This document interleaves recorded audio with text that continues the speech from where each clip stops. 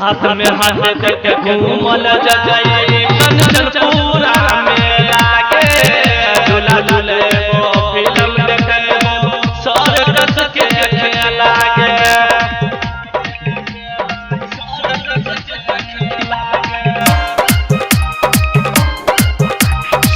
हाथ में हाथ करके घूमल जाए कंचनपुरा मेला के फिल्म देखे झूला झूलेबो सर्कस के खेला के जब न है तो हमर मालिक के कंचन जेब न है तो हमर मालिक के जब न है तो हमर मालिक के कंचन जेब न है तो हमर मालिक के चचना के चलना घूमे लेला सिंहेश्वर के कंचन जेब न है तो हमर मालिक के चलना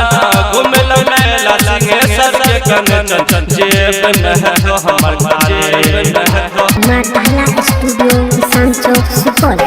राइटर हमर राहुल सोनू पहुंचल पहले मेला में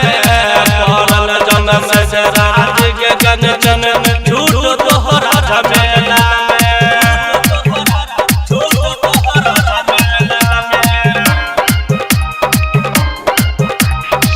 राइटर हमर राहुल सोनू पहुंचल पहले मेला में पड़ल जन्म से राज के कंचन झूठ तोहरा झमेला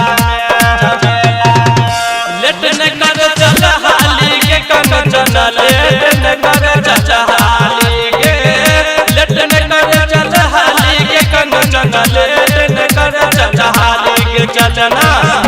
के चलना घूमे लेला सिंहेश्वर के कंचन तीन देव कनवाली के चलना घूमे लेला सिंहेश्वर के कंचन तीन देव कनवाली। रिकॉर्डिंग बाय माताला स्टूडियो किसान चौक सुपौल।